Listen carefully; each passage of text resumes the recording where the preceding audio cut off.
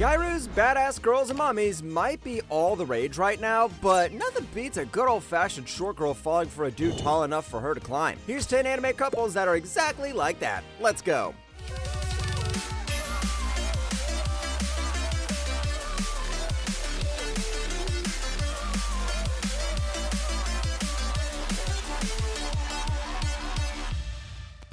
Sakura, 一緒に帰らないか。帰る。今日はチャリ通だから後ろに乗っけてやる。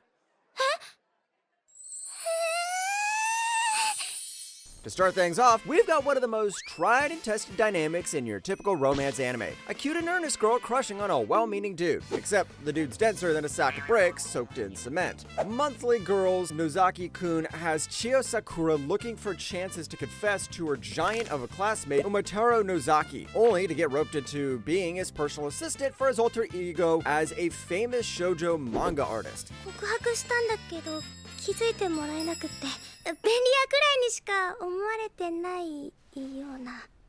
そんなやつのどこがいいんだ? And at least for me, that might just be the one thing about this dynamic that saves it from being more generic, clueless male MC rom-com slop. The idea of Nozaki actively being a popular romance-focused mangaka while constantly being oblivious to the girl right next to him takes the trope to such an extreme that it loops right back around to being pretty fun, actually. 今まで一度も考えたこともなかったことを考えるようになった。未来、家族、幸せ。 On the other hand, you've got an actual canonically established relationship in Gaejil and Levi from Fairy Tail, with Gaejil being an absolute brutish tank of a man on top of literally being an iron dragon slayer, and Levi being a tiny petite bookworm of a mage. The difference between their characters is really massive, not only physically but mentally, especially considering how their characters first met in the anime back when Gaejil was a member of a rival guild and used Levi to make an example to her guildmates. イチャイチャしてる。 Yeah, they got off to a terrible start. And shippers be damned. I'll be honest, I did not dig them being a thing at first, but truthfully, when you see Gaejil's development over the course of literally hundreds of episodes, and you see how Levi truly brings out the best in him, allowing him to put aside his rough exterior and just be the wholesome guy he is. 玉葉妃にしっかり使えるように。 Speaking of romance, I feel doomed at first thought. How about a girl boss who's too busy doing her job to spare the tall pretty boy a second glance? Mao Mao is a sharp short apothecary's apprentice pulled into palace life as a lowly servant, mostly interested in poisons and medicine, not romance. Jinchi, on the other hand, is the tall, strikingly beautiful palace attendant everyone assumes is a eunuch, who takes a very personal interest in her deductive skills and in her. やっと終わった。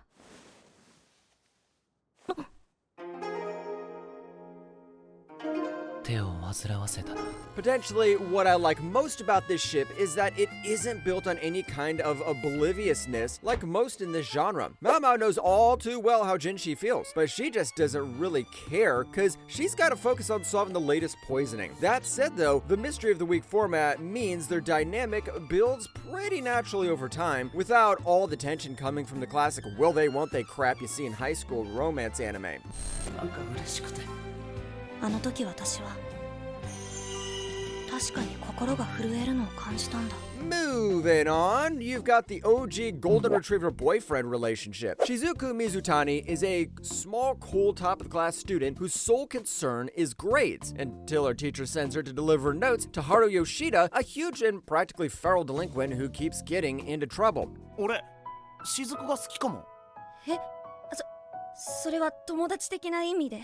性的な意味で。ちょっと待って。 As Shizuku soon learns, though, the whole tough guy front is nothing but a front, and Haru's actually just a fairly innocent, naive, super clueless dude with the social skills of a loaded mousetrap. So naturally, the human embodiment of man's best friend practically imprints on her, and the two end up becoming all but inseparable, which, to be fair, is really endearing as Shizuku's forced to deal with Haru's tornado of chaos.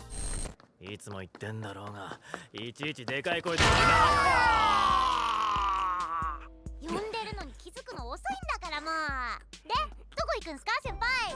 Next up, we've got a college romance that's been cooking since its participants were still in high school. Hana Uzaki is loud, bold, confident, and larger than life. Quite literally too, because the girl's tiny, other than a couple of specific parts.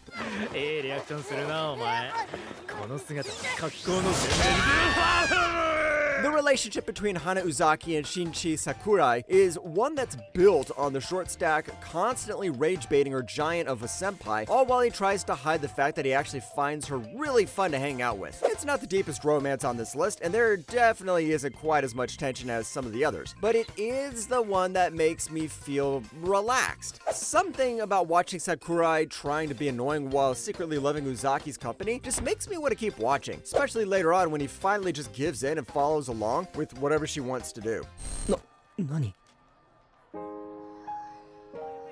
何か言おう何か言ってなんか言ってる As the complete opposite of Yuzaki, you've got Reina Aharon from the anime named after herself. Reina is a tiny girl, even by anime standards, and with no sense of personal space, an unreadable expression, and a voice that's quieter than my alarm clock when I've got an important class. The anime follows her time in high school while her desk neighbor, Reina Matsuboshi, slowly but surely begins to understand what she means, even without actually speaking verbally. いや大丈夫だからわかりましたできれば一品ずつください And what sells it for me is just how purely wholesome this anime and their dynamic itself is. With Reina truly just wanting to understand Reina and be friends rather than trying to fix her or anything else of the sort, it's a much more laid back and chill experience than most on this list. And honestly, I kind of love it even more for that. ヤンキータバス君と手乗りタイガーが手乗りタイガーなるほど手乗りタイガーなんだよ And you've got my favorite romance anime. For those of you who have been living under a rock, Toradora follows the story of Taiga Aisaka and Ryuji Tatsuku as they pine for completely different people altogether. They are first brought together in a harebrained scheme to get each other with the people they have crushes on. But from there onwards, it becomes love. 聞かないだからラブレブレターのこと忘れろ Oh, come on. What's not to love about this couple? If episode 13 didn't stick that for you, I don't know what will. Part of the fun was realizing the two wanted different people, but then eventually fell in love with each other. And considering this is a short girl, tall boy dynamic, the show literally ended with the short girl head bumping the guy, so it's a 10 out of 10. あんたみたいな小さい人間嫌いなのよ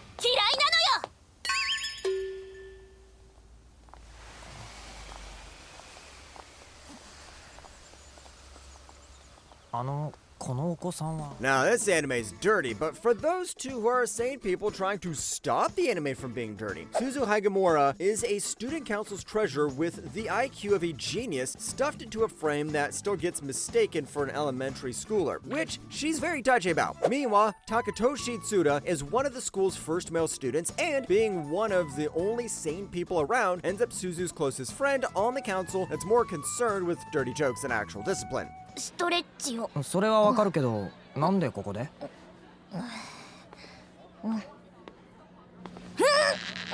The bond between the two is genuinely sweeter than you'd expect in a show in such a raunchy reputation, with Suzu treating Takatoshi as her safe place whenever things get overwhelming, and later chapters make it pretty clear that it's evolved into something more for her. It's a very low-key romance buried in a very not low-key comedy, which just makes it so much better.